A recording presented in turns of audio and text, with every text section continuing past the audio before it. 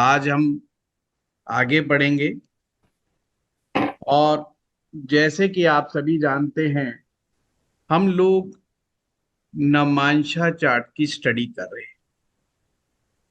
नमांशा chart एक प्रकार से नवम भाव का ही एक्सटेंशन है। नवम भाव से हम विशेष रूप से दो चीजें देखते हैं, एक धर्म और एक भाग्य।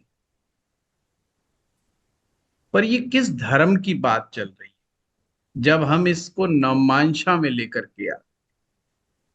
पूरा नवमांश चार्ट्स जो D9 चार्ट्स है, किस धर्म को रिफ्लेक्ट करता है? ये उस धर्म को रिफ्लेक्ट करता है जो पास्ट लाइफ से कैरी फॉरवर्ड होकर के चल रहा है। फिर प्रश्न उठता है, ये धर्म क्या है? अलग अलग परिभाषाएं हैं, पर हमारे ज्योतिष में धर्म की क्या परिभाषा है? हमें उस बात पर जोर ज्यादा देना चाहिए। धर्म मीन्स ड्यूटी, जिम्मेदारी क्या बनती है हमारी इस संसार में आने के बाद? क्या जिम्मेवारी बनती है? जो व्यक्ति अपनी समस्त जिम्मेवारियों को निभाता है वो ही व्यक्ति धार्मिक है एस्ट्रोलॉजी की निगाह में। आप हैरान होंगे ना, ज्योतिष केवल उन लोगों को उन लोगों को धर्म का पालना करने वाला मानता है जो ड्यूटीफुल हैं। उन लोगों को नहीं मान रहा जो डेली मंदिर में जा रहे हैं, उनको भी नहीं मान रहा जो डेली चैंटिंग कर रहे हैं। वो केवल उनको मान रहा है जो अपनी ड्यूटीज को पूरा कर रहे हैं। फिर प्रश्न फिर उठता है, कौन सी ड्यूटी? तो धर्म को चतुष्पदा कहा गया है, यानी कि धर्म के चार पांव हैं, चार चरण हैं। इसे चतुष्पद कहते हैं, जिसके पास चार पांव हों। पहला पद जो है वो इंडिकेट करता है, ये बहुत ही हायर लेवल का धर्म है। वो हायर लेवल का धर्म क्या कहता है? ये उस सोच को दिखाता है जिसमें व्यक्ति इस फिलॉसफी पर यकीन करता है, वसुधैव कुटुंबकम, जो कि हमारी सनातन संस्कृति का मुख्य फिलॉसफी है। हम सभी भारतीय इस फिलॉसफी पर बहुत यकीन करते हैं। इसका मतलब होता है ये समस्त धरती हमारा कुटुंब है, हमारा परिवार है। और जब हम पूरी इस पृथ्वी को अपना परिवार मानते हैं तो उस परिवार के प्रति हमारी जिम्मेवारी हो जाती है। तो इसमें क्या कहा है? पहले पद में पहले पद में कहा है, इस संसार में, इस पूरे पृथ्वी लोक पे तथा अन्य लोकों में भी प्रत्येक प्रकार के जीव जंतुओं, प्रकृति के प्रति, हर किसी के प्रति जो व्यक्ति सचेत है, जिम्मेवार है, अपनी रेस्पॉन्सिबिलिटी को निभा रहा है, वो इस हायर लेवल के धर्म को निभा रहा है। जो फर्स्ट पद है धर्म का, ये बहुत ऊपर लेवल की बात है। ये महर्षि के लेवल की बात है। जो लोग इस तरह के धर्म को निभाते हैं अपने जीवन में, वो ही महर्षि हो जाते हैं। फिर दूसरा पद आता है। ये जो दूसरा पद है, इस दूसरे पद के अंदर व्यक्ति अपनी जिम्मेवारियां को जोड़ देता है अपनी सोसाइटी के साथ, अपनी कम्युनिटी के साथ।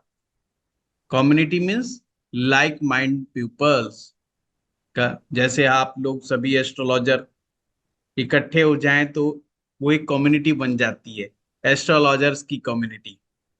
पर उनमें से भी कोई ज्योतिषाचार्यों की भलाई के लिए कुछ सोचता होगा।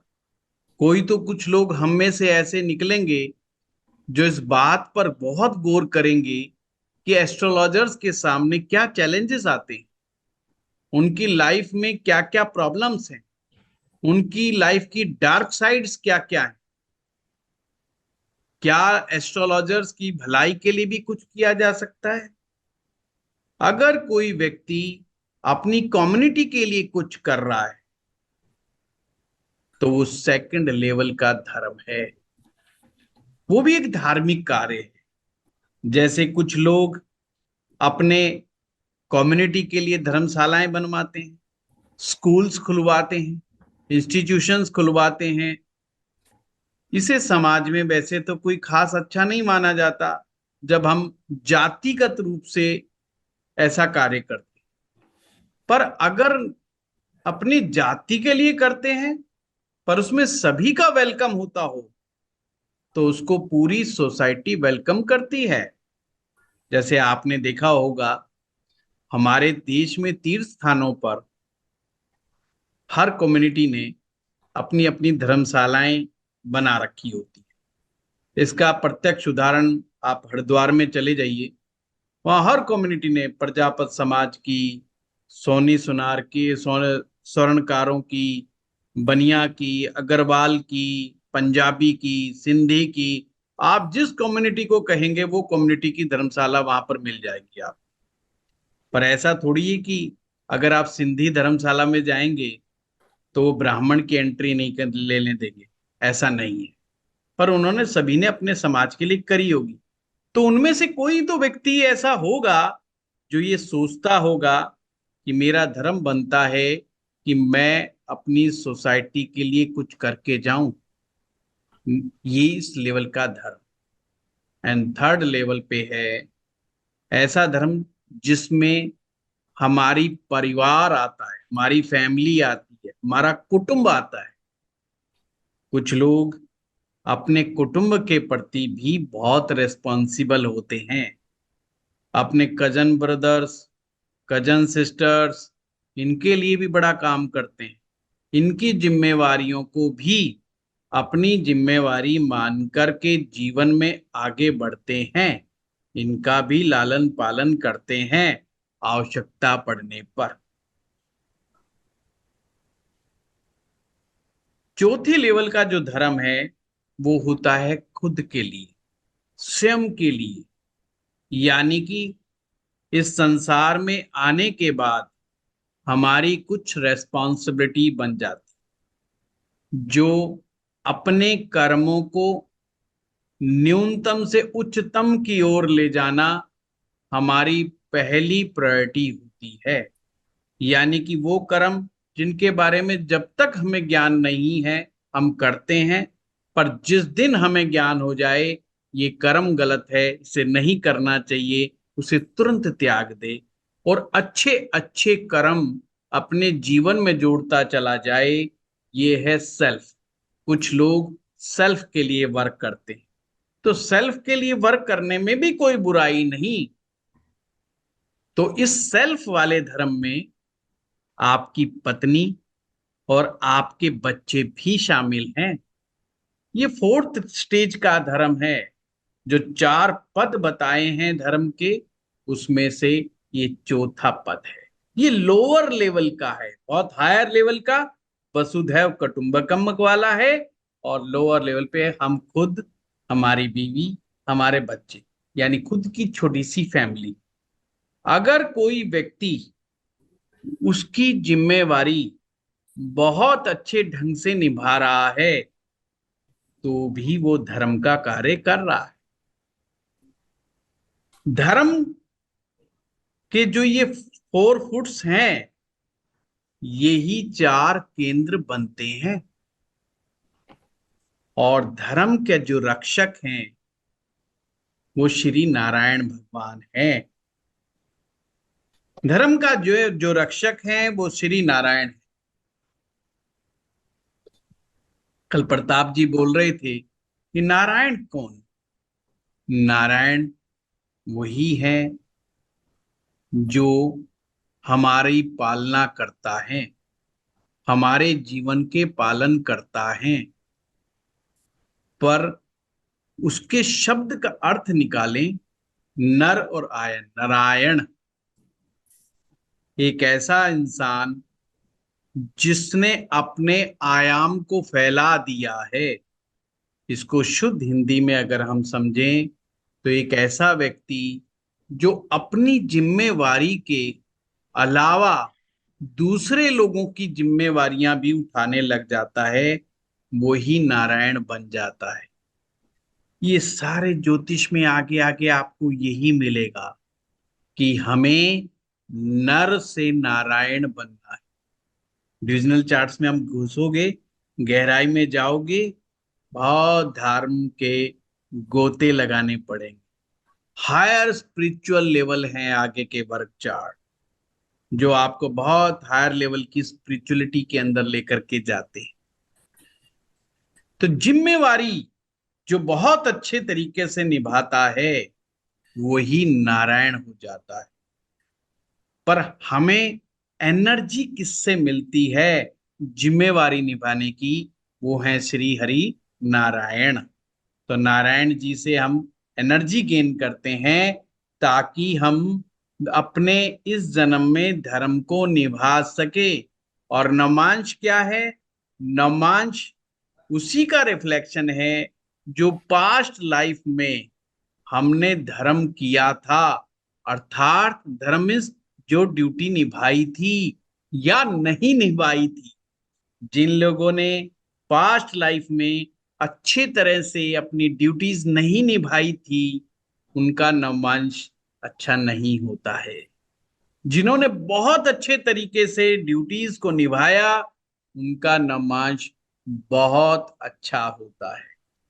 और आपको पता ही है मैंने क्या समझाया, जो आपका डीवन चार्ट है वो तो प्रोमिस है। राशि chart is promise of the कुंडली, बट D9 चार्ट फ्रुक्टिफिकेशन है। जो रियल में आपको मिलने वाला है इस जन्म में वो D9 ही देगा। हमें इन चीजों को बड़े अच्छे ढंग से समझना होगा। जितना हम गहराई से धर्म को समझ जाएंगे, उतना ही गहराई से आप नमांश को समझ जाएंगे। अगर हम धर्म की को समझ गए तो धर्म का ही दूसरा पहलू भाग्य है। फिर उसे फॉर्च्यून को समझने में आपको ज्यादा परेशानी नहीं आएगी। बहुत सिंप्लीफाइड है। ये जो चार केंद्र हैं, पहला भाव, चौथा भाव, सातवां भाव, 10वां भाव। पहले भाव को धर्म कहा है, 10वें भाव को अर्थ कहा है, सप्तम भाव को काम कहा है और चौथे भाव को मोक्ष कहा है। ये जो चार केंद्र हैं इनको आप ऐसे लिखो: फर्स्ट हाउस धर्म, 10th हाउस अर्थ, 7th हाउस काम और 4th हाउस मोक्ष। ये चार केंद्र हैं। ये जो केंद्र हैं इनमें जो भी ग्रह आते हैं, तो पहले हमें ये समझना होगा ये हमें क्या देते हैं, क्या बताते हैं, हम क्या समझें। ये हमें अपनी ड्यूटी पूरी करने की ताकत देते हैं, हमें क्षमता देते हैं। अगर केंद्र कमजोर होगा तो ड्यूटी को पूरा करने का हमारे पास बलाबल ही नहीं होगा। जैसे मैंने ट्राइंस में पढ़ाया था, ये ब्लेसिंग्स हैं। Trines of blessings of the god और गुरु। बट ये केंद्र जो है, ये पावर है जो भगवान ने हमें दी है। ये जिम्मेवारी निभाने के लिए जो शक्ति हमें चाहिए, जो एनर्जी हमें चाहिए, वो हमें केंद्र से प्राप्त होती है। अभी हम सारे भावों के ऊपर चर्चा करेंगे, एक छोटा छोटा चर्चा करेंगे, ताकि हम नमांश को फिर बहुत अच्छे से समझ पाए, नमांश चार्ट को। और थोड़े थोड़े बीच बीच में सूत्र तो आएंगे ही आएंगे। मैं पीपीटी दिखाने की कोशिश करता हूं। चल गई तो हमारी पीपीटी राम भरोसे ही चलती है वैसे तो।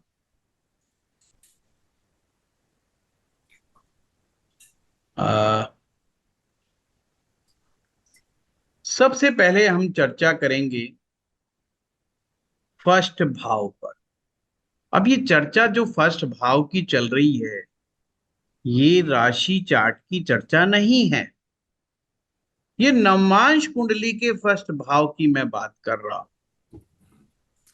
यानी आपकी नवमांश कुंडली में जो लगन स्थान है, जो आपका फर्स्ट हाउस है, वो क्या क्या शो करता है, इस चीज के ऊपर हम लोग आज चर्चा करने वाले हैं।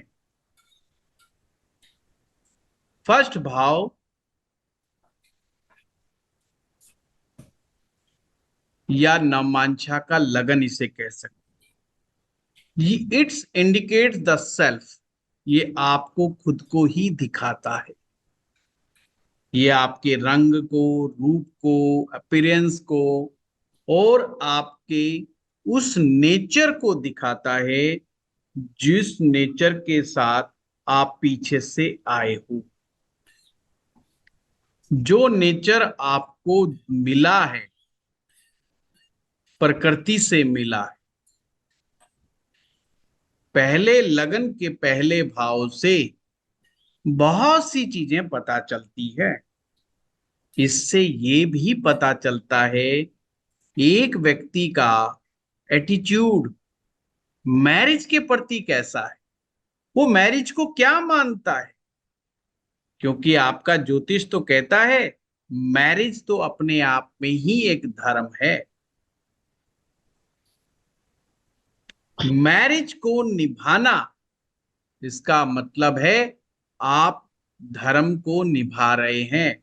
You are doing your duty, you are doing your best. घर गृहस्थी चलाना इस लाइफ में बहुत टफेस्ट टास्क होता है। ये समझ लीजिए, जीवन में ये दो काम बहुत मुश्किल हैं। एक, घर गृहस्थी को चलाना सही ढंग से, दूसरा पेरेंटिंग करना। बस ये दो ही चैलेंज हैं प्रकृति के अंदर, जो बहुत बड़े चैलेंज हैं इंसान के लिए। और ये बहुत बड़ा धार्मिक कार्य है, अपनी घर संसार को बसाना, अपने घर संसार को चलाना, और फिर बच्चों की पालना अच्छे तरीके से करना।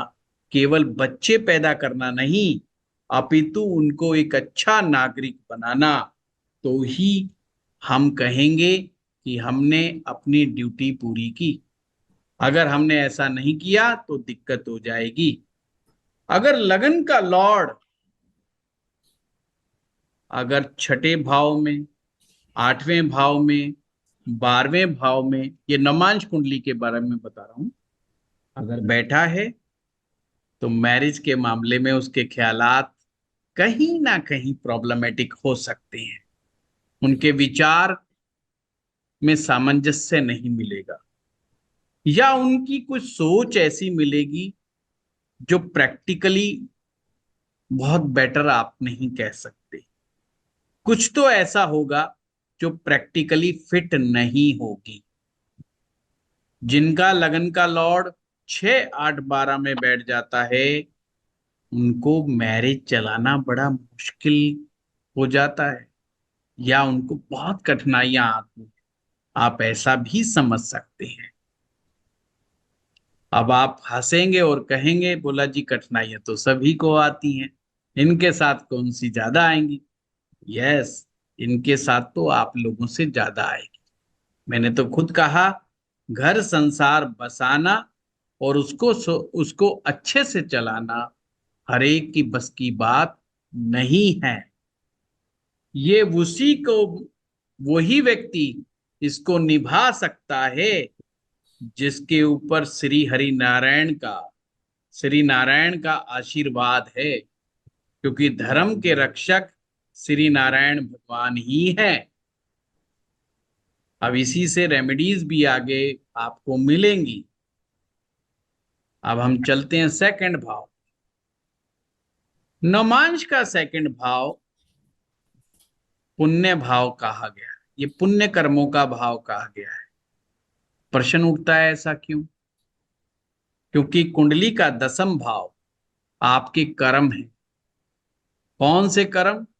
कर्म related to the work.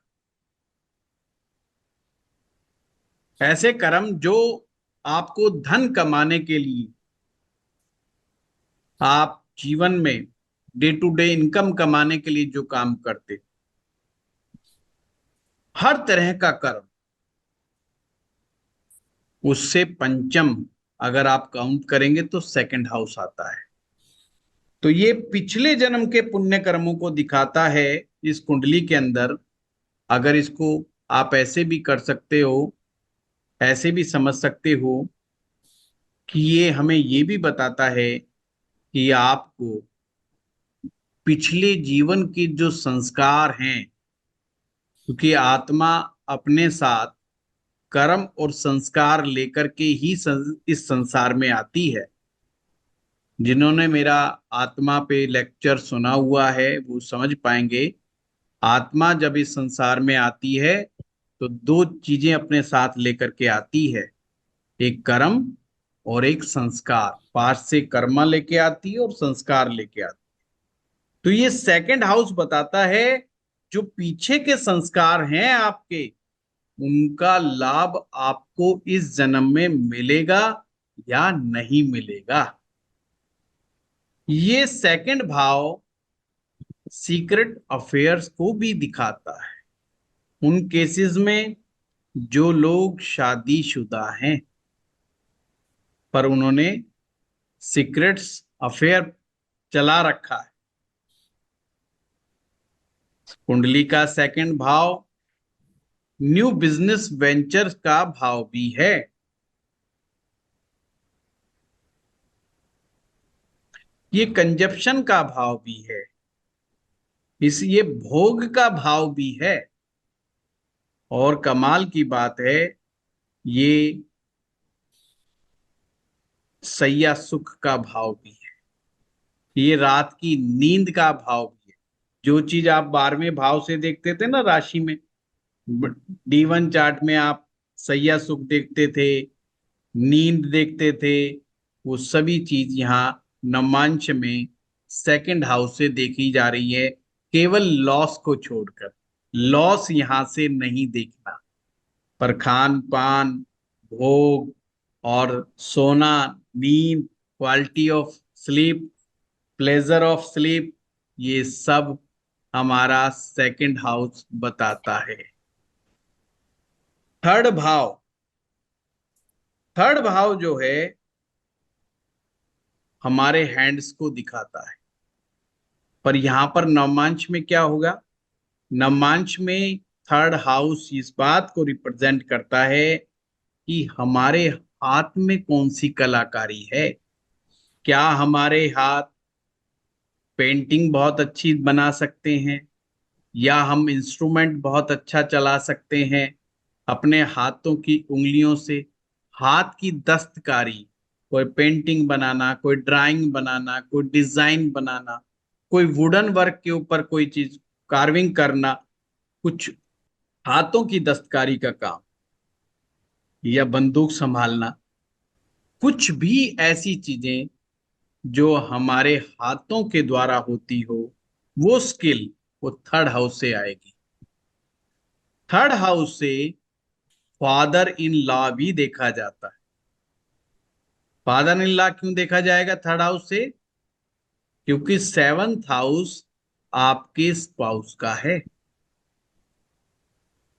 Nature of father in law भी थर्ड से देखा जाएगा। अगर सप्तम भाव से तीसरे भाव तक अगर आप गिनोगे तो नवम आएगा। आपका फादर इन लॉ का स्टेटस कैसा होगा, आपके फादर इन लॉ का नेचर कैसा होगा, ये चीज भी तीसरा भाव ही बताएगा। तीसरे भाव से हम उपदेश भी देखते हैं। किसके द्वारा उपदेश? हमारे बड़े बुजुर्गों का, हमारे बड़ों का, या विद्वान जनों के द्वारा दिया गया उपदेश, या गुरु के द्वारा दिए गया उपदेश, या बड़े बुजुर्गों और गुरु के द्वारा दी गई सलाह, ये भी थर्ड भाव से देखी जाती है। और जो लोग उन सलाह को नहीं मानते उन्हें दुख भी उठाना होता है। अगर थर्ड भाव में पापक ग्रहों का प्रभाव ज्यादा हो जाए तो व्यक्ति अपने बड़ों की बात नहीं मानता, अपने गुरु की बात भी नहीं सुनता, और उसको इसी जीवन में विशेष कष्ट का सामना करना पड़ता है। आपने भी ऐसे बहुत सारे केस देखे होंगे। कुछ परिवार में बड़ों की बात को नजरअंदाज कर दिया जाता है और बाद में उन्हें पछताना पड़ता है। तो चेक करें वो लोग जिनकी कुंडली के थर्ड हाउस में अगर पापक ग्रह बैठे हुए हैं या पाप ग्रहों का प्रभाव तीसरे पर आ रहा है तो उन्हें तो बिल्कुल भी अपने बड़े बुजुर्गों और गुरुओं की सलाह को इग्नोर नहीं करना चाहिए। इसीलिए थर्ड हाउस बहुत इंपॉर्टेंट हो जाता है। अब हम चलेंगे चौथे भाव पर।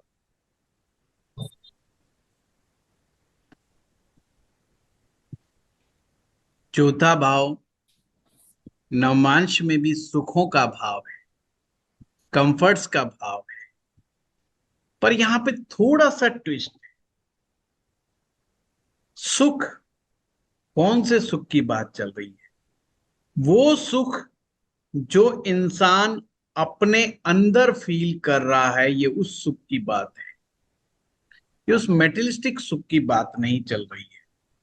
यहां रिलेशनशिप के सुख की बात चल रही है कि आपको इस संसार में रिलेशनशिप से क्या सुख प्राप्त, क्या आपको अपने रिलेशनशिप में कंफर्ट प्राप्त हो रहा है, आपको अपनी मैरिज से सुख मिल रहा है या नहीं मिल रहा है, ये भी चौथा भाव ही बताता है। इसीलिए नवमांश में ऐसा कहा जाता है ये वो स्थान है जहां पर श्री हरि विष्णु जी निवास करते हैं। ये उनका स्थान है। इसको कुछ लोगों ने तो हृदय कहा गया है। फोर्थ हाउस हृदय है, ये आपका हृदय है। ये वो फिजिकल वाला हृदय नहीं, ये मेडिकल वाला हृदय नहीं कि साहब इससे हृदय की बीमारियां देखी जा रही है। नवमांशा में चौथे का उससे रिलेशन नहीं है, बल्कि आप बाय हार्ट कैसा फील कर रहे हैं किसी भी चीज के बारे में। किसी भी चीज का मतलब रिलेशनशिप के बारे में, चाहे वो रिलेशनशिप स्पाउस से हो या मेंटल पीस हो, घर की मेंटल पीस हो, वो सभी की सभी फोर्थ हाउस से आती है। इसीलिए चौथे भाव को हीलर भी कहा गया है। यानी कि इस भाव में हील करने की पावर है, क्योर करने की पावर है, बीमारियों को ठीक करने की पावर है। अगर चौथे भाव में मैलेफिक प्लैनेट्स बैठे हुए हैं तो क्योर करने में प्रॉब्लम आएगी। अगर बेनिफिक प्लैनेट्स बैठे हुए हैं यानी शुभ ग्रह बैठे हुए हैं तो बीमारी में क्योर बहुत जल्दी होगा, बीमारी में हीलिंग बहुत जल्दी होगी। तो चौथा भाव एक प्रकार से प्रोटेक्टर का काम करता है। तो ये कहीं ना कहीं हमें प्रोटेक्शन देने का काम भी करता है। इसलिए चौथे भाव में अगर शुभ ग्रह बैठेंगे वो आपको कंफर्ट देंगे और मानसिक शांति देंगे, घर गृहस्थी का सुख देंगे। साथ में अगर जब भी खराब दशाओं में आपको कोई प्रॉब्लम आएगी, खास करके हेल्थ रिलेटेड, तो ये आपके लिए हीलर का काम करेगा ये हाउस। ये हमारी मदरलैंड को भी रिप्रेजेंट करता है, ये हमारी मदर टंग को भी रिप्रेजेंट करता है, ये हमारी सोसाइटी को भी रिप्रेजेंट करता है। फोर्थ हाउस का संबंध आपको एस्ट्रोलॉजर बनाने से भी है। अगर आप एक सूत्र और भी नोट कर सकते हैं, जिनके फोर्थ हाउस में शुभ ग्रह बैठे हैं या फोर्थ हाउस का लॉर्ड अच्छी जगह बैठा है, वेल प्लेस्ड है और स्ट्रांग है, वो बहुत अच्छे एस्ट्रोलॉजर बन सकते हैं, बहुत अच्छे हीलर बन सकते हैं, बहुत अच्छे मोटिवेशनल स्पीकर बन सकते हैं। तो ये फोर्थ हाउस बड़ा काम का है क्योंकि इसमें हीलिंग कैपेसिटी। हाँ श्रीवत्सा साहब, आप कुछ कहना चाह रहे हैं?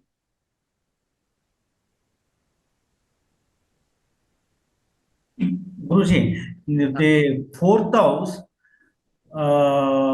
in Navamsa, fourth house Venus is Venus house. It is in Venus. Venus is there, but is along with that malefic planet also is there, like Ketu and Mars. कोई बैठा है नहीं बैठा श्रीवत्सा साहब, उसके बारे में तो अपन लास्ट में बात करेंगे। हाँ हाँ, okay, mixed अगर result मैं जो correct is क्योंकि आपको कभी कभी हिंदी में थोड़ा सा डिफिकल्टी आती है, तो मुझे लगा कोई शब्द मैंने ऐसा तो नहीं बोल हाँ दिया हिंदी में जो हाँ आपको नहीं अंडरस्टैंड हुआ है।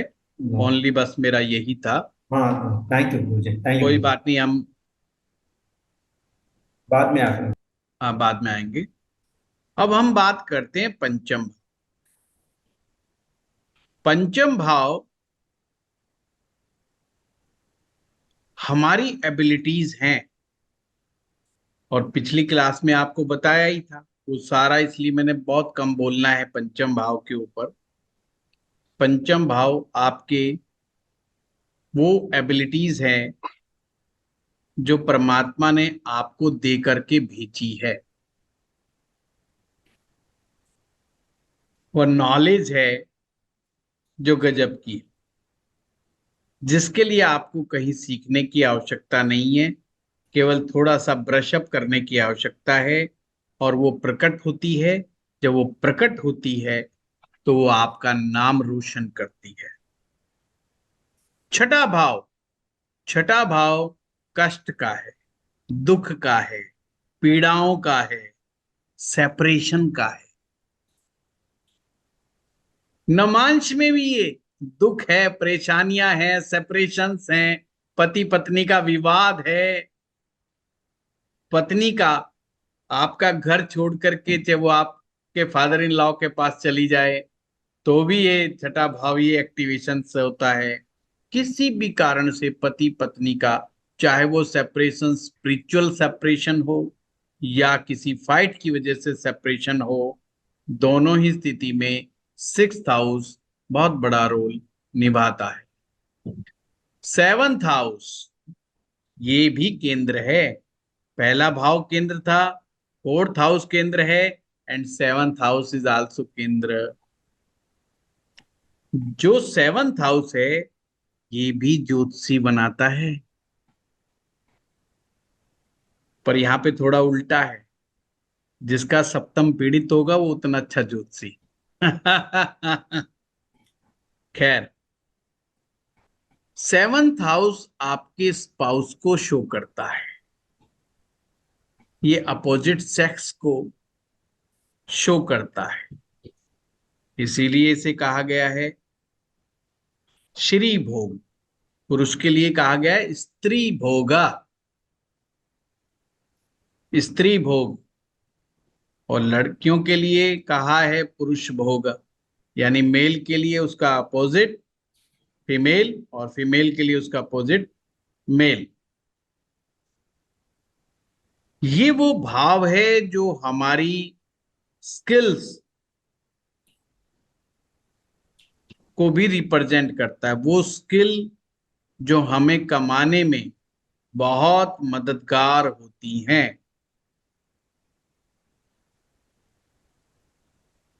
सप्तम भाव श्री हरि विष्णु जी की इच्छा है, यानी कि कोई व्यक्ति सप्तम भाव को फॉलो करता है, सप्तम भाव के रूल्स को स्वीकार करके, मीन्स एक्सेप्ट करके उसको ढंग से निभाने का कार्य करता है, तो एक प्रकार से वह व्यक्ति श्री हरि नारायण की इच्छाओं को का ही रेस्पेक्ट कर रहा है। परंतु यदि केतु ग्रह अगर सप्तम भाव में आ जाए तो मैरिज को बहुत ट्रबल में डाल सकता है। देखो यहाँ उल्टा है, अगर राहु आ जाएगा तो मैरिज को प्रॉब्लम में नहीं डालेगा, पर केतु आ जाएगा सेवंथ हाउस में तो मैरिज को प्रॉब्लम में डाल सकता है। और इनके अलावा कोई अदर मैलेफिक प्लैनेट्स भी होगा सेवंथ हाउस में, वो भी कहीं ना कहीं मैरिज के लिए अच्छा नहीं होगा, आपके स्पाउस के नेचर के लिए अच्छा नहीं होगा। सेवंथ हाउस से आपके स्पाउस के नेचर का भी पता चलता है। इवन आप सेवंथ हाउस को लगन कुंडली बना लेंगे। देखिए बड़ा कमाल का है ये। अगर कोई व्यक्ति ये जानना चाहे कि मेरा जो जीवन साथी, होने वाला जो जीवन साथी है, उसका स्वभाव कैसा होगा, उसकी एजुकेशन कैसी होगी, उसका चरित्र कैसा होगा, उसका कैरियर कैसा होगा, जो भी आप जानना चाहो कुल मिलाकर वो सभी चीज आप पता लगा सकते हैं। सिर्फ एक काम करना है, आपकी जो नवमांश कुंडली है उसका जो सेवंथ हाउस है उसको बस फर्स्ट हाउस बना, यानी जो ग्रह सप्तम में है उसको फर्स्ट हाउस में कर, कुंडली को एकदम उलट दो, है वो नीचे वाली एकदम ऐसे ऊपर ले आओ। यानी कि जो ग्रह जिस राशि में है उसको उसी में रखना है। जैसे कि आपका मकर लगन का नवमांश हो, मैं एक एग्जांपल दे रहा हूं जस्ट, तो सेवंथ हाउस में कौन सी राशि होगी? कर्क राशि। अगर मकर का लगन होगा तो सप्तम में कर्क होगा। अब मान लो कि सेवंथ आपका उस कर्क राशि में बुध बैठा है, तो आप एक कुंडली तैयार करो। जो कुंडली तैयार होगी वो उसको लगन कर्क से स्टार्ट, यानी लगन पे लिख दो कर्क, और फिर 4 5 6 7 अपनी नई कुंडली तैयार। जो ग्रह नमांचा में जो ग्रह जिस राशि में बैठा है उसको वहीं बिठा दो। जो नई राशि जो नया राशि चार्ट बना है, जो नई कुंडली बनी है, वो आपकी पत्नी की ही मिरर इमेज है। अपनी पत्नी को देख लो ढंग से और पत्नी पति को देख लो। अच्छा, अगर ये नमांश नहीं सेट बैठा तो ये सूत्र, तो कभी कभी गलत जीवन साथी के साथ भी हो सकते, ऐसा भी है, but it's rare case. In rare case 99% बिल्कुल ये चीज वर्क करती है। सपोज करो इस कर्क लगन की जो नई कुंडली बनी, इसमें लगन पर मंगल बैठा दो आप, तो आप क्या कहेंगे? पत्नी का स्वभाव कैसा है? गुस्से वाला। शनि को बिठा दोगे, स्वभाव में थोड़ा शाइनेस आ जाएगी, कर्कशपना आ जाएगा। और उसकी जगह अगर आप शुक्र ग्रह को बिठा दोगे तो रंग रूप में रोशनी आ जाएगी। सूरज को बिठा दोगे तो रोशनी तो आ जाएगी, पर वो रोशनी आपको भी परेशान करेगी। चंद्रमा को बिठा दोगे तो कामनेस भी रहेगी और आनंद भी मिलेगा। तो ऐसे आप देख सकते हैं। फोर्थ हाउस से वाइफ की फॉर्मल एजुकेशन देख सकते हैं। उस कुंडली के पंचम भाव से आप उसकी एबिलिटीज को देख सकते हैं, उसकी अंदर की छिपी हुई प्रतिभा को देख सकते हैं आप। पंचम उसकी कॉमन सेंस भी बताता है कि वाइफ में कितना कॉमन सेंस है। इसी प्रकार से उसके कैरियर के बारे में, उसके भाग्य के बारे में सब कुछ आप पता लगा सकते। कमाल की टेक्निक है, आप इसको जरूर अपना करके देखें। बहुत सारे लोगों का प्रश्न होता है कि मेरा जीवन साथी कैसा होगा, और कुछ लोगों की शादियां हो गई हैं, वो देखते हैं कि राइट है कि रॉन्ग है, तो उससे भी आपको समझ में आ जाएगा और आपको बड़ी प्रैक्टिस करने में मदद मिलेगी कि आप अपने स्पाउस को बहुत अच्छे तरीके से जानते हैं। उससे ग्रहों का विचार करके देखिएगा, बड़ा अच्छा आनंद आएगा। अब चलते हैं अष्टम भाव की तरफ।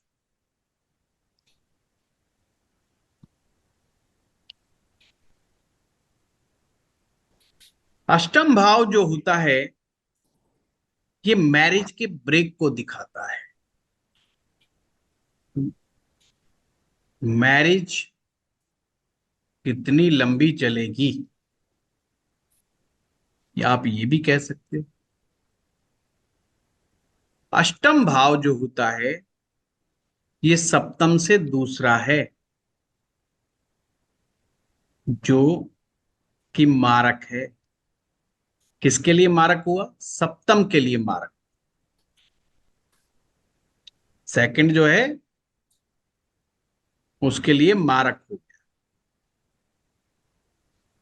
तो इसलिए ये मैरिज को ब्रेक कर देता है। जब मैरिज ब्रेक हो जाएगी तो फिर सेकंड मैरिज होगी। तो सेकंड मैरिज देखने के लिए आपको सेकंड हाउस में जाना पड़ेगा। समझे? अगर किसी की मैरिज टूट गई या स्पाउस की डेथ हो गई, तो हमें क्या करते हैं कि हम सेकंड मैरिज की तरफ जाते हैं। तो एट्थ हाउस से सेवंथ क्या हो गया? Second house. अब सेकंड हाउस का मारक कौन है? Third house. अगर उसकी सेकंड मैरिज भी नहीं चली तो थर्ड से सेवंथ कौन बनेगा? Ninth house. Ninth house represent third marriage. और फिर आगे बढ़ते जाओ, तीसरी भी नहीं चली तो नाइन्थ का मारक टेंथ, सेकंड हो जाएगा ये वाइफ के केस में। और उसका सेवंथ कौन आएगा? Fourth house. वो चौथी मैरिज को रिप्रेजेंट करेगा। और किसी का नहीं, अभी भी चल ही रहा है प्रोग्राम, तो फिर वो आगे बढ़ो, पंचम उसके लिए मारक हो जाएगा। पंचम से एकादश, पंचम से सप्तम, फिर 11वां भाव, उसकी अगली मैरिज। फिर चक्की को घुमाते रहो हैं। तो इस तरीके से मैरिजेस को देखा जाता है। बहुत सारे लोगों का प्रश्न होता है कि सेकंड मैरिज बताओ जी, सेकंड मैरिज कैसे देख। बहुत सिंपल है सेकंड मैरिज। नवमांश कुंडली के सेकंड हाउस से देखते हैं, सरवाइव करेगी कि नहीं करेगी, ये कारक की पावर पर डिपेंड करता है। D9 चार्ट के दो कारक ग्रह होते हैं, एक गुरु और एक शुक्र। गुरु रिप्रेजेंट द धर्म, और वीनस आपकी मैरिज को रिप्रेजेंट करता है। अगर कुंडली में गुरु और शुक्र पीड़ित हैं, नवमांश कुंडली की बात कर रहा हूं, तो फिर दो कर लो, तीन कर लो, चार कर लो, आपकी मर्जी है। प्रॉब्लम तो रहेगी, टेंशन तो रहेगी, छोड़ के भागने से कोई फायदा नहीं। आपने पिछले जन्म में भी अपनी ड्यूटी से भाग गए थे, इस जन्म में भागने से कोई लाभ नहीं होगा, बल्कि उसकी रेमेडी करनी होगी आपको। वो जो प्रॉब्लम आ रही है, उस प्रॉब्लम से निजात पाने के लिए आपको रेमेडीज का सहारा लेना पड़ेगा। बद्री नारायण भगवान की पूजा करनी। बद्री नारायण भगवान के पास जाकर के, बद्री नारायण जाते हो कि नहीं जाते?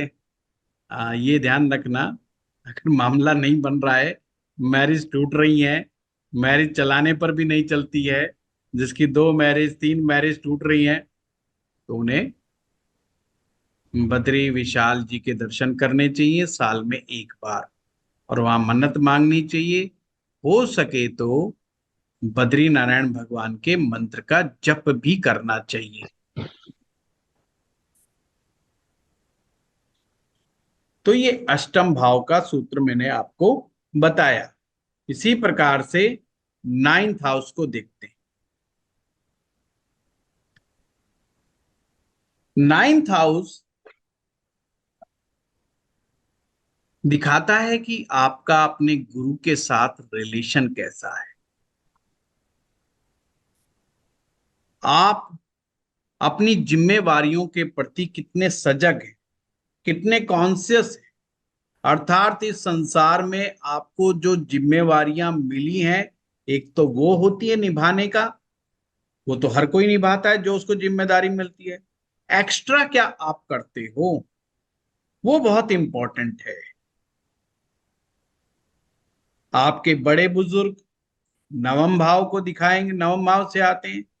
लर्निंग फ्रॉम हायर लेवल, ये भी नाइन्थ भाव से आता है। नवमांशा का नवम भाव अगर बहुत अच्छा है तो निश्चित रूप से आपको अच्छे गुरु मिलेंगे और उनसे आपका रिलेशन भी अच्छा होगा। अगर नवम भाव गड़बड़ हो जाता है तो ये मामला भी गड़बड़ हो जाता है, ये चीज फिर ठीक नहीं। टेंथ भाव ये मनी को दिखाता है, मनी रिलेटेड वर्क को दिखाता है। इसीलिए इसको लक्ष्मी स्थान कहा गया है। जैसे नवमांश के चतुर्थ भाव को नारायण भगवान का स्थान कहा गया है, श्री नारायण का स्थान कहा गया है, वैसे ही टेंथ हाउस को लक्ष्मी स्थान कहा गया है। अगर यहां पर मैलेफिक प्लैनेट बैठते हैं तो फाइनेंस को ब्लॉक कर सकते हैं। दसम भाव का संबंध राजयोग से है, ये आपके राजयोग को भंग कर देते हैं। देखो कमाल की बात है, इसमें कमाल का सूत्र जुड़ा हुआ है इसके साथ। सपोज करो कि आपकी कुंडली में D1 चार्ट में कुछ राजयोग बन गए। यदि गलती से भी उस व्यक्ति के नवमांश कुंडली का दसम भाव कमजोर हो गया या दसम भाव में पाप ग्रह फंस गए, वो राजयोग भंग हो जाएगा, वो राजयोग काम ही नहीं करेगा। अगर कोई व्यक्ति चाहता है कि उसका जो D1 चार्ट में राजयोग बन रहे हैं वो सही मायने में इस जन्म में फलीभूत हो जाएं, तो निश्चित रूप से उसको भगवान से प्रार्थना करनी चाहिए कि भगवान ये दसम भाव गड़बड़ नहीं होना चाहिए। छोटी मोटा अगर कोई दिक्कत है किसी ग्रह की है तो वृंदावन जाओ, बाके बिहारी जी से अर्ज लगाओ। भगवान श्री कृष्ण के बाल स्वरूप की पूजा करने से, अर्चना करने से, परिक्रमा करने से इस दोष को, ये दोष दूर होता है। हाँ, मनी रिलेटेड प्रॉब्लम है तो भी आप उसके लिए भगवान श्री कृष्ण के बाल रूप का ध्यान कर सकते हैं। 11वां भाव, ये 11वां भाव में मैलेफिक प्लैनेट्स ही ज्यादा अच्छे होते हैं क्योंकि ये एक प्रकार का उपचय भाव है। अगर 11वें भाव में मैलेफिक प्लैनेट्स हैं तो टेंथ में कोई छोटी मोटी गड़बड़ बैठी है, क्योंकि अगर मैलेफिक प्लैनेट टेंथ में होंगे तो आपके नौकरी रोजगार में भी दिक्कतें आएंगी। और अगर अच्छे ग्रह कोई बैठा है टेंथ हाउस में तो स्टेबल इनकम को शो करता है, स्टेबल जॉब को शो रिप्रेजेंट करता है या स्टेबल बिजनेस को शो करता है। तो उसके दोष का दूर कौन कर सकता है? केवल 11वां भाव ही उस दोष को दूर कर सकता है, पर शुभ ग्रह बैठने से नहीं होगा, उल्टा मैलेफिक प्लैनेट्स बैठने से होगा। वो टेंथ हाउस के दोष को दूर कर लेगा। ये आपका 11वां भाव आपके गुरु का, आपके बड़ों का पराक्रम को भी दिखाता है, क्योंकि ये 9 से 3rd है। यह आपके गुरु का पराक्रम को भी दिखाता है। इसी प्रकार से 12वां भाव, ये लॉसेस को दिखाता है, ये डिनायल को दिखाता है, ये मैरिड लाइफ की प्रॉब्लम्स को दिखाता है। जिन लोगों की मैरिड मना हो जाती है ना, शादी होती ही नहीं कभी कभी, 12वां भाव बहुत बड़ा रोल निभा देता है उसके अंदर। और 12वें भाव का लॉर्ड अगर केंद्रीय त्रिकोण में बैठ जाए तो उन केंद्रीय त्रिकोण को भी डिस्टर्ब कर देता है। 12वां भाव फ्रीडम का भी है, 12वां भाव डेथ का भी है, नमांशा में खास करके। तो ये कुछ चीजें मैंने आपको बताई हैं, कुंडली के 12 भावों की व्याख्या आपको समझाई। अगली क्लास में हम लोग, नेक्स्ट क्लास में हम मैरिज को लेंगे कि मैरिज क्या होती है, अर्ली मैरिज के क्या योग बनते हैं, मैरिज की प्रॉब्लम्स को कैसे देखते हैं। आज आपको बताया है अपने स्पाउस के नेचर को देखना, वो आपके लिए होमवर्क है, उसकी ढंग से स्टडी करें। हाँ, अब बताइए मंजू जी, आपने शुरू से हाथ हैंड रेज किया हुआ है, क्या कहना चाहते हैं आप? मुझे समझ तो आ रहा है, लेकिन कहीं कहीं बीच बीच में थोड़ा सा रह भी जाता है। हाँ, ये ये क्योंकि देखो। मैं आपकी क्लास ना अब अभी अभी लिया, पहले तो कहीं और से सीखा था, तो मेरे को इंग्लिश में दिक्कत आती है, तो इंग्लिश अरे की अंग्रेज, मंजू जी आपकी मेरी बहुत बनेगी, अपने को तो अंग्रेजी आती ही नहीं। तो मुझे ये अंग्रेजी तो जानना श्रीवत्सा साहब बैठ जाते हैं सामने, इसलिए थोड़ी बहुत ही कोई शब्द निकल जाता है, बाकी तो चिंता ना करो, अपन बिल्कुल अनपढ़ आदमी हैं। तो कोई वहीं से थोड़ा सा हो जाता है समझने ना में। ना ना, अपन तो बिल्कुल सही मिल गए हैं, बिल्कुल टेंशन मत लो, अंग्रेजी से मत डरो। और हाँ, बताओ कोई बात। अंग्रेजी से थोड़ा डर लगता है, और थोड़ा ये लगता है कि पता नहीं कितना आएगा नहीं आएगा, थोड़ा सा डर सा रहता है। हाँ, ये डर लगना तो, अलग बात है। बाकी हम लोग हरियाणा से हैं, हाँ, और मैं अंग्रेजों से गिन गिन के जो बदला ले रहे हैं ना, हम हरियाणा वाले ही ले रहे हैं आज तक। बाकी मैं सब मथुरा सुधर की गए, हूँ। सबने अपने दिल में से अंग्रेजों के प्रति जो है माफ कर दिया सब। हरियाणा वालों ने नहीं करा, तो उनकी जो अंग्रेजी है वो बिल्कुल अलग ही आयाम पे चलती है। ये जो आप 10th हाउस में बता रहे थे मैलेफिक ग्रह का, वो थोड़ा सा दोबारा से बता दो, वो थोड़ा कम आया समझ। सिंपल है, हिंदी में बताता हूँ। मैलेफिक का मतलब है पाप ग्रह। अच्छा जी। अगर पाप ग्रह दशम में बैठा है हम्म। तो कहीं ना कहीं आपके नौकरी रोजगार में कोई डिस्टरबेंस पैदा करेगा, तकलीफ पैदा कर सकता है, स्ट्रगल पैदा कर सकता है, खास करके अपनी दशाओं में। अगर कोई शुभ ग्रह बैठा है, शुभ ग्रह मतलब गुरु बैठा है, शुक्र बैठा है, चंद्रमा बैठा है, बुध बैठा है, ये शुभ ग्रह है, तो ये आपके लिए अच्छे हो गए, आपके काम के लिए, काज के लिए स्मूथली स्मूथली काम चलेगा। 10th हाउस में, हाँ, 10th हाउस में मुझे टेंथ हाउस बस। की ही मैं बात कर रहा हूँ, आपने टेंथ का ही क्वेश्चन पूछा है ना। हाँ, 10th का ही पूछा। हाँ। वो और मैलेफिक पे थोड़ा सा अटक गई थी पहले ना, वो पाप ग्रह और क्रूर ग्रह बोलते थे, तो थोड़ा सा अरे समझने में। रे रे रे रे, कोई बात नहीं, आगे से ध्यान रखेंगे हम, बिल्कुल पाप को पाप ही बोलेंगे। और नहीं, अब तो आपने समझा दिया, अब तो समझ आ जाएगा। अच्छा अच्छा अच्छा, बहुत आसान है, चिंता मत कीजिए मंजू जी, ठीक है है जी। ना। ठीक। हाँ, मेरा जो है नमांश के दशम में जो है गुरु बैठा है, हाँ। तो शायद मैंने अपनी पहली बुक में भी लिखा है, नहीं लिखा, अब जो मैं दूसरी की तैयारी जो चल रही है उसमें ये बात मैंने लिखी है कि परमेश्वर का ये आशीर्वाद रहा है कि जो जॉब हो या मेरा काम काज हो, उसमें स्टेबिलिटी जो है वो अब हमें समझ में आती है कि क्यों है, क्योंकि बेनिफिक प्लेनेट मतलब शुभ ग्रह दशम में बैठा हुआ है। ठीक है जी। दशम भाव एक प्रकार से हर प्रकार के कर्म का भाव है, इसमें हर तरह का कर्म एक्युमुलेट रहता है 10th हाउस में। तो वहां पर शुभ ग्रहों का प्रभाव अच्छा माना जाता है, अशुभ ग्रहों का प्रभाव अच्छा नहीं माना जाता है। और नवमांश कहता है कि ये लक्ष्मी जी के बैठने का स्थान, 10वां भाव लक्ष्मी जी के बैठने का स्थान। ठीक है। अगर पाप ग्रह बैठेंगे तो लक्ष्मी जी को डिस्टर्ब कर देंगे, लक्ष्मी जी को वो पसंद नहीं है, वहां राक्षस रुक्षस पसंद नहीं है। जो राक्षस प्रवृत्ति का ग्रह आ जाएगा वहां पे तो लक्ष्मी जी कहेंगे भाई ठीक नहीं है, मामला गड़बड़ है। ठीक है। ठीक है। हाँ सर श्रीवत्सा साहब आप बताइए आप। Guruji, along with the Jupiter in 10th house in Navamsha, Papa Graha like Rahu also sits along with the Jupiter in 10th house. हाँ हाँ, अगर आप कह रहे हैं, मैं हिंदी में Hindi. And in 11th house, Sun is there, which is Sun is whether we can call it as a good planet or malefic. हाँ यस, देखिए मैं हिंदी में भी बता दूं मंजू जी के लिए। Yes, ये sir. कह रहे हैं, श्रीवत्स साहब कह रहे हैं कि दसम भाव में राहु भी बैठा है, गुरु भी बैठा है, तो एक मैलेफिक है, यानी कि एक शुभ ग्रह बैठा है और एक अशुभ ग्रह बैठा है, पाप ग्रह बैठा है। तो क्या रिजल्ट होगा?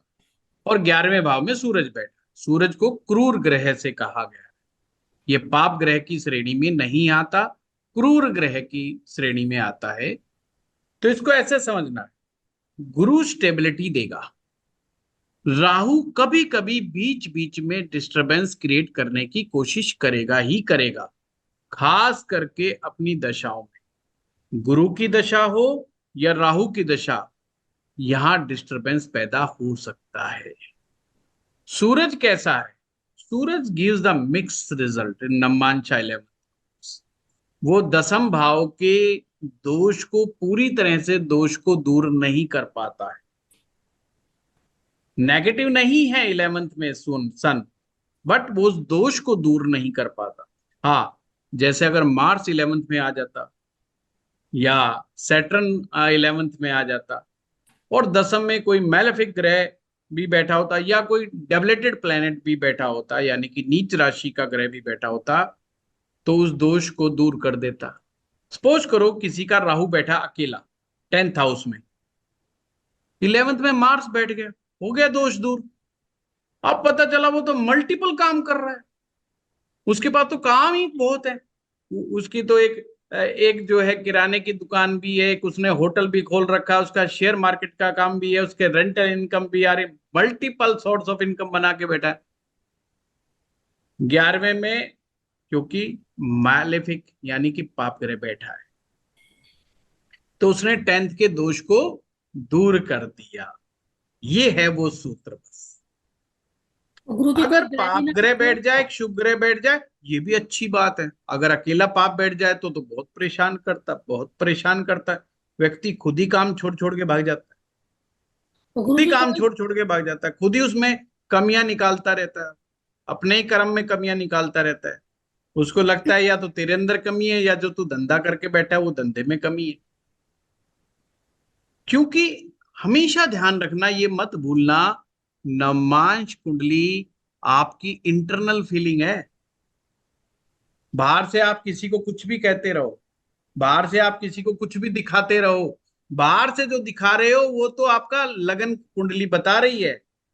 आप बाहर से कहो कि साहब मैं तो बहुत हैप्पी हूं क्योंकि मैं तो चार्टेड अकाउंटेंट हूं, मैं बहुत हैप्पी हूं क्योंकि मैं तो डॉक्टर हूं, मैं बहुत हैप्पी हूं क्योंकि मैं फला फला हूं। पर अंदर से क्या फील कर रहे हो अपने कर्म के प्रति? अगर 10th हाउस में मैलेफिक ग्रह बैठेगा, वो कहेगा इट्स नॉट गुड, कर्म, इसको कर्म में ही गड़बड़ है, इसमें चोरी है, इसमें रिश्वतखोरी है, इसमें हेरा फेरी है, इसमें झूठ बोलना पड़ता है, इसमें ये करना पड़ता। आदमी अपने आप में ही कमियां निकालता रहता है, अरे इसमें तो झगड़ा हो जाता है, इसमें तो रिस्क हो जाता है, तो बड़ा भारी प्रॉब्लम हो जाता है। अब वो उस काम में कैसे टिकेगा जिसमें वो कमियां निकालेगा? कब तक टिकेगा? नहीं टिकेगा भाई। जिस काम के लिए मेरा हृदय स्वीकार नहीं कर रहा, जिस काम को, मैं लंबे समय तक नहीं टिक पाऊंगा, क्योंकि बिल्कुल उसके अपोजिट में हृदय है। नवमांश का हृदय श्री हरि नारायण का हृदय है और लक्ष्मी जी दसम में बैठी, मालेफिक ग्रह है, उसको घुमा देगा। शुभ ग्रह की दृष्टि चतुर्थ पर पड़ेगी, आपके हृदय को सुकून मिलेगा जो भी आप काम कर रहे हैं। जब जिस काम में आपको सुकून मिलेगा, मीन्स कंफर्ट्स मिलेगा, आराम मिलेगा, मन का आनंद मिलेगा, उसी काम में आप लंबे समय तक सरवाइव करो। अगर कोई ग्रह दशम में नहीं बैठा तो उसके लॉर्ड को देखो कि क्या लॉर्ड केंद्र में बैठा है, क्या त्रिकोण में बैठा है, पाप ग्रहों के साथ बैठा है, क्या शुभ ग्रहों के साथ बैठा है। वही अगेन एंड अगेन मेथड को अप्लाई करना है। सिंपल। ठीक है। गुरु हाँ जी। गुंजन जी बताइए। प्रणाम सर। सर, मुझे ये पूछना था, आपको थर्ड हाउस और नाइन्थ हाउस का बताया। थर्ड आपने बताया गुरु उपदेश है, और नाइन्थ आपने बताया रिलेशनशिप विद गुरु है। तो लेकिन कल आपने बोला था कि जैसे आपने कहा था ट्राइंस में केतु अच्छा है नाइन में, तो यदि हाँ, नाइन में केतु है तो थर्ड में राहु है, राहु मेलेफिक है। तो वो गुरु। उसके संदर्भ में नहीं। गुंजन जी किस संदर्भ में बताया वो भी मैं क्लियर कर दूं। मैं जब कह रहा था कि एस्ट्रोलॉजी के लिए अगर Ketu place in the ninth house, वो आपको अच्छा एस्ट्रोलॉजर बनाएगा ही बनाएगा। दो चीजों का बड़ा वफादार होता है केतु नवम में बैठा हुआ।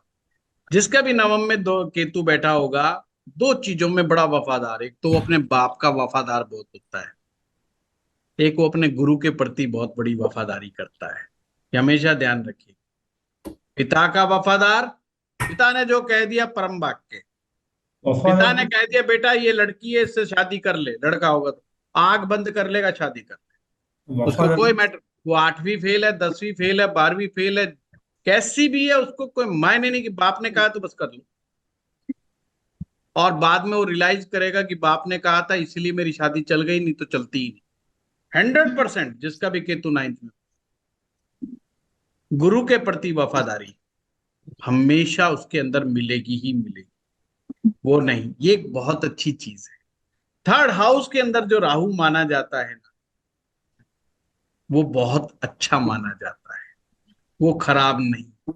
यहां पर राहु अलग बिल्कुल केस है। ये क्या बताया गया है, अगर पाप ग्रह तीसरे में हो, पर जरूरी नहीं कि उसको दुख भोगने पड़ेंगे। अगर वो गुरु की और बड़े की बात मान रहा है तो दुख नहीं भोगना। वो उनके लिए हिदायत है, उनको बड़ा सा ध्यान रखना है। मंगल तीसरे में बैठा है, शनि तीसरे में बैठा है, राहु तीसरे में बैठा है, उनको तो गुरु की बात माननी माननी है। ये उसको बिल्कुल मानना ही मान के चलना है। नहीं मानेगा जब फंस जाएगा, बुरी तरीके से फंस जाएगा। अब केतु नवम में बैठा है, अगर वो पिता से वफादारी छोड़ दे, गुरु से वफादारी छोड़ दे, गुरु के प्रति आस्था छोड़ दे, वहीं फंस जाएगा, वहीं फंस जाएगा। बड़ी से बड़ी मुसीबतों, बड़ी से बड़ी बीमारियों, बड़ी से बड़ी समस्याओं, केतु नवम में बैठा हो, पहरेदार है साहब, बंदूक लेके खड़ा है, ये समझ लो। लाल किताब की भाषा में कहूं तो बंदूकधारी पहरेदार है। बस शर्त एक ही है कि बाप का और गुरु का वफादार। नवमांश में केतु को कुल की उन्नति का मेन प्लेनेट माना है। चंद्रमा, शुक्र और केतु, ये तीन ग्रह ही हैं साहब नवमांश के अंदर, जो कुल की उन्नति करवाते हैं, विवाह करवाते हैं, शादी कराते हैं और बहुत अच्छा धर्म का निर्वाह करवाते हैं। इनके बगैर गुजारा नहीं। तो सुबह इसलिए फेंक केतु दूंगा को इसमें। गलत नहीं माना। केतु को कुल का उन्नति कारक माना, केतु को धर्म की पताका माना, इसलिए धर्म की पताका कहा है। तो ये गलत नहीं है। और वो इसलिए कहा था कि वो बड़े अच्छे ज्योतिषी बन जाते हैं। अब जो गुरु की बात को फॉलो करेगा, बताओ ज्योतिषी कैसे नहीं बने, वो बनने जाएगा, आशीर्वाद से ही बन जाते हैं, आशीर्वाद से ही बन जाते हैं, इसमें कोई दो राय नहीं। गुरु जी। अच्छा आपको क्या बताऊं एक छोटी सी बात, क्योंकि मेरा केतु नवम में D1 में है, D9 में तो नहीं है मेरा, मेरा स्वयं का केतु। हमारे गुरुजी से दीक्षा हुई, और कोई जैसे आप और हम बैठ के पढ़ रहे हैं ऐसे कभी नहीं पढ़ाई, नो एंड नेवर। गुरु दीक्षा हुई, बस जाकर के एक बार कहा, उन्होंने कहा बेटा क्या करना चाह रहे हो? मगर गुरु जी मुझे ज्योतिषी बनना है। उन्होंने कहा जब बन गए, आशीर्वाद दिया, फिर से आशीर्वाद दिया, और मुझे ये मेरे दिमाग में बैठ गया, बहुत यंग एज थी, अब गुरुजी ने कह दिया तो होगा। और इतना दृढ़ विश्वास, और जिस दिन उन्होंने कहा तो बस लग गया कि अब तो हो ही गया। और सच बताऊं, 10-15 दिन के बाद मैं लोगों को जो जो बोलने लगा, अब तो मुझे बड़ी हंसी आती है, और लोग सीरियसली लेने लग गए। और लोग बोले यार तुम्हें तो बड़ा अच्छा ज्योतिष आता है। तो डिवाइन पावर्स वर्क करती हैं। केतु अपने आप में ही डिवाइन, मतलब उसका प्रतीक है, अकल्ट के अंदर ये बहुत महत्वपूर्ण ग्रह माना जाता है। चलिए आगे किसी का लेते हैं। जितेंद्र जी ने कोई प्रश्न लिख दिया। हाँ, क्या लिखा है? D1 हाँ और D9। प्रणाम सर। प्रणाम गुरुदेव। यदि D1 और D9 दोनों में 9th हाउस में हो तो केतु सर। हाँ, तो अच्छा है। ये तो अच्छा है जितेंद्र जी, तो कोई खराब थोड़ी, अच्छा है, गुड। Thank you sir. गुरु जी। हाँ, आ रहा हूँ, सभी के पास आ रहा हूँ। हाँ, उर्मी जी। सर जैसे आपने कहा कि 10th हाउस में शुभ प्लेनेट हो तो अच्छा है। अगर वो प्लेनेट D1 में, जैसे उसका अगर हम देखें कि वीक है। डी वन में नहीं देखना, सिर्फ D9। उर्मी जी, सिर्फ D9 में ही देखना, वीक और D9 में देखते हैं। स्ट्रॉन्ग। हाँ, स्ट्रेंथ तो हम D9 में ही देखते हैं, मगर देखें जैसे अब वो कंबस्ट है। नहीं नहीं, आप गलत चले गए, हम गलत कंबस्ट चले नहीं गए। देखते यहाँ पे। नहीं, कंबस्ट नहीं देखते, कहने का ये कि वो चीज तो नहीं देखते ना यहाँ पे। कंबस्ट कुंबस्ट सब D1 की घटना है। अच्छा, ओनली यहाँ पे ये अगर बाधिक प्लेनेट जैसे होते हैं तो फिर उनको कैसे इंटरप्रेट, या फिर ये दूसरा टॉपिक हो जाता है, बाधिक प्लेनेट्स होते हैं जैसे नहीं नहीं अभी जस्ट शुभ और पाप प्लेनेट्स ही देख रहे हैं। अच्छा, नहीं, जी जी जी जी। अभी तो टॉपिक बहुत हो जाता है। बड़ा वर्क कुंडली है। मैं तो नवमांश पे जानबूझ करके ज्यादा टाइम लगा रहा हूँ। मैंने राइट। आप लोगों को कहा था नवमांश एक ऐसी चीज है जिसमें 15 दिन भी बोला जाए तो कम है। काफी इतनी अच्छा सर। टेक्निक्स है इसके अंदर। मैं बड़ा छोटा करके सोच रहा था पहले तो कि सिर्फ थोड़ा सा टचअप करूंगा और दौड़ लगा के D7 पे भाग जाऊंगा, पर मुझे लग रहा है अब 4-5 दिन तो इसी में ही हो गए। तो अभी तो मैरिज तो बाकी रह गई। ठीक है। हाँ, नहीं, काफी चीजें हैं। हाँ, अंकुश जी। सर मुझे एक चीज कहना था हाँ जी। कि उर्मी जी का जो प्रश्न है कि जैसे अभी आपने कहा कि 10th हाउस में शुभ ग्रह हो, इनका प्रश्न था कि जो मुझे लगा कि अगर वो D1 के हिसाब से बाधक ग्रह है, मारक ग्रह है, या छठे नहीं आठवें नहीं, 12वें का स्वामी है, तो ये क्लियर होनी चाहिए लोगों को कि शुभ ग्रह अधिकांश जगह जो चर्चा है वो नैसर्गिक शुभ और पाप ग्रह की चर्चा है। हाँ, नैसर्गिक वो उसका D1 के षष्ठेश अष्टमेश और मार्केश से कोई लेना देना ही कोई लेना देना नहीं। जी। ओह, थैंक यू। नहीं। हाँ, अंकुश बताइए। कि जैसे मतलब हम 10th हाउस से फादर का स्टेटस भी देखते हैं क्या नवांशा में? फादर का स्टेटस, देखिए इसके अंदर जो है आपको 9th हाउस जो है बहुत कुछ समझा देता है। तो उसमें मतलब हम देखेंगे नहीं, जैसे हम नॉर्मली देखते हैं कि फादर का स्टेटस वेल्थ वगैरह, तो किसी की कुंडली में अगर जुपिटर उसमें डेविएटर साइंस में 10th हाउस में, लेकिन उसके बच्चे की कुंडली में वो एग्जॉल्टेड है 10th हाउस में, सेम जुपिटर। तो देखिए, वो अगर नहीं, वो तो पीढ़ी दर पीढ़ी चलने वाली चीजें अंकुश, कि ये तो होता ही है। अगर कोई स्पेसिफिक प्लेनेट जो होता है वो कई बार कई परिवारों में आप देखेंगे वो रिपीट होता है, कि किसी का अगर मंगल कमजोर आ गया तो बेटे का भी कमजोर आ रहा है, उसके बेटे का भी कमजोर आ रहा है, या राहु गलत जगह आ गया तो राहु उनकी 3 पीढ़ियों में 4 पीढ़ियों में गलत आ रहा है। तो ये तो इसकी तो बड़ी संभावनाएं बनती हैं। दोपहर से अभी मैं D7 चार्ट कराऊंगा, वहां आपको ज्यादा आनंद आएगा। पिता और बेटे का है ना, वो संतान का है। और फिर मैं D12 चार्ट कराऊंगा। D12 चार्ट में क्या है, एक प्रकार से ये पता चलता है कि आपका जो जिन्स आया है वो कैसे आया है, उससे क्या चीज आपको प्राप्त हो रही है, उससे बहुत सारी क्लैरिटी आएगी। ठीक है। गुरुजी, और उसमें एक जैसे जुपिटर और केतु है 10th हाउस में, जुपिटर डेबिलिएटेड में है, लेकिन उसका डिस्पोजिटर सैटर्न जो 7th हाउस में एग्जॉल्टेड है, उसका बहुत नीच भाव बढ़िया। चलेगा वो। हाँ, बहुत बढ़िया हो गया अंकुश। तो इसका इसने दसम भाव के दोष को दूर कर दिया, काफी हद तक दूर कर दिया, क्योंकि डिस्पोजिटर पावरफुल हो गया ना, एग्जॉल्टेड हो गया, और वो भी केंद्र में आ गया, केंद्र वो में। भी 7th में आ गया। दसम से दसम है सप्तम। ओके। भाव से भाव की स्थिति को देखें तो दसम भाव से अगर हम गिनेंगे सप्तम तक, तो दसम का दसम है। एक्चुअल में ये रूल काम ही जब करता है कि 10th का लॉर्ड अपने से 10th हो जाए, तो उसका दोष पूर्णतः निपटा देता है। तो स्टेबिलिटी रहेगी, जॉब में भी स्टेबिलिटी रहेगी। उसके दोष को दूर कर दिया, डेबिलिशंस वाला फार्मूला नहीं चलेगा। Thank you. हाँ, अभिलाषा जी। थोड़ा सिंपल क्वेश्चन सर, सैटर्न कर्म कारक है, 10th हाउस का उसका अपना डोमेन है सर, उसके बाद भी वो 10th हाउस को अफ्लिक्शन में डालता है, मतलब किस तरीका से? I just wanted to understand being its own house. So तो 10th में वो कैसा खराबी कर सकता है? ये नवमांशा की बात कर रहे हैं या आप D1 की बात कर रहे हैं? ये सर प्रश्न हम आपका नवांशा का बात कर रहे हैं, नवांशा का। मैं वही कह रहा हूँ।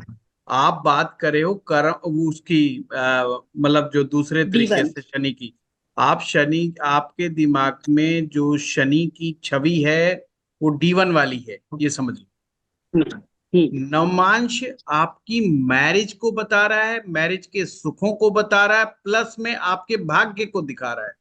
भाग्य में आपके कर्म के द्वारा जो स्मूथनेस क्रिएट हो रही है या स्मूथनेस नहीं क्रिएट हो रही है, ये केवल उस चीज की बात कर रहा है। आप बात कर रहे हो शनि के उस स्वरूप की जो हम कर्म के लिए इस्तेमाल करते हैं। D10 चार्ट में राजा शनि हो जाएगा, वहां हम कहेंगे कारक शनि है, वह होली सोली इंचार्ज शनि हो जाएगा। वहां अगर आप ये प्रश्न करेंगे कि 10th हाउस में शनि दसम में बैठा है तो ये गड़बड़ कैसे, बहुत अच्छा तो होगा। हाँ, हम उनको अप्रिशिएट करेंगे कि 10th हाउस में शनि है, बहुत बढ़िया हो गया साहब, क्योंकि अब हम कहेंगे ये कर्म के लिए बेटर हो गया।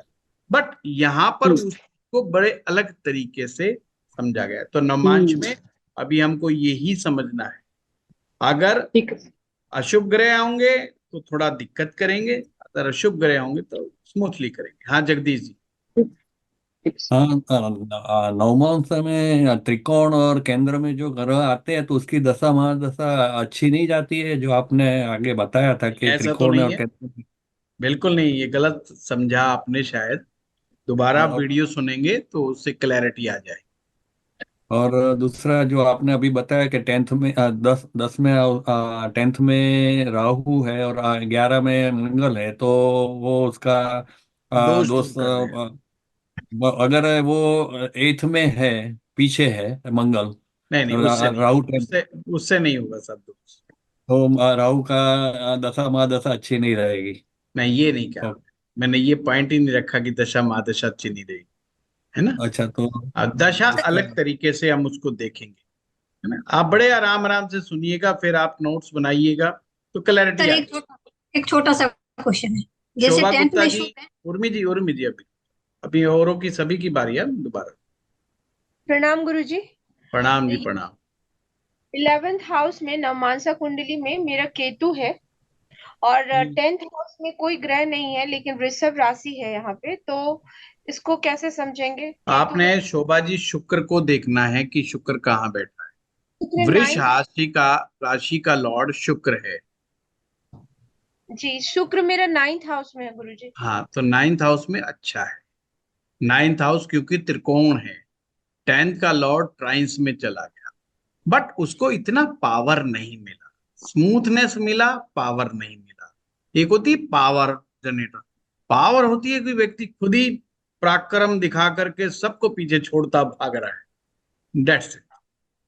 स्मूथनेस होती है कि फाइनेंस में स्मूथनेस है, फाइनेंस आ रहा है, कहीं से भी आ रहा है, उसमें रुकावट नहीं है, क्योंकि लक्ष्मी स्थान है ना 10th हाउस, वो पहुंच गया त्रिकोण में, तो वो कह रहा है भाई मैं तो स्मूथनेस दे रहा हूं क्योंकि मैं तो त्रिकोण हूं। इसमें ये गारंटी नहीं कि आप कमा रहे हो कि आपका हस्बैंड कमा रहा है, या आपका भाई कमा के दे रहा है या आपका पिताजी कमा के दे रहा है, इसकी कोई गारंटी नहीं।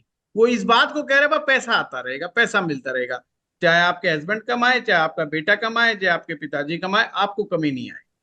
ये उस चीज को दिखाता है। ठीक है जी, थैंक यू गुरुजी।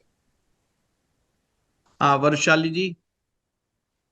जी गुरुजी, मुझे इसमें पूछना था कि जैसे D9 के लग्न का जो लॉर्ड है, वो अगर छठे में चला गया, लेकिन जो 6 का लॉर्ड है वो अगर फर्स्ट में चला गया, इस तरीके से किसी भी भाव का एक चेंज दूसरे हो में गया। परिवर्तन होगा हाँ एक्सचेंज हो गया ये। तो वो उसका उतना इफेक्ट दिखा सकता है अच्छे से? हाँ हाँ बिल्कुल बिल्कुल बिल्कुल, परिवर्तन हुआ पर अच्छा परिवर्तन नहीं हुआ। लगन का लॉर्ड 6th में चला गया, 6th का लॉर्ड लगन में चला गया, परिवर्तन तो है पर अच्छा परिवर्तन नहीं हुआ। लेकिन अगर गुरु है उसमें, गुरु और चंद्रमा है, जैसे कि कोई हो 6th कोई गुरु है, कोई हो, परिवर्तन कुंडलियों में बहुत अच्छा माना जाता है। D9 में परिवर्तन को बड़ा अप्रिशिएट किया जाता है, पर यह भी देखना जरूरी है परिवर्तन किस भाव से किस भाव के बीच में घटित हो रहा है। क्या केंद्र त्रिकोण का परिवर्तन है? अगर ये छठे से परिवर्तन हो रहा है, it shows the problems in the marriage.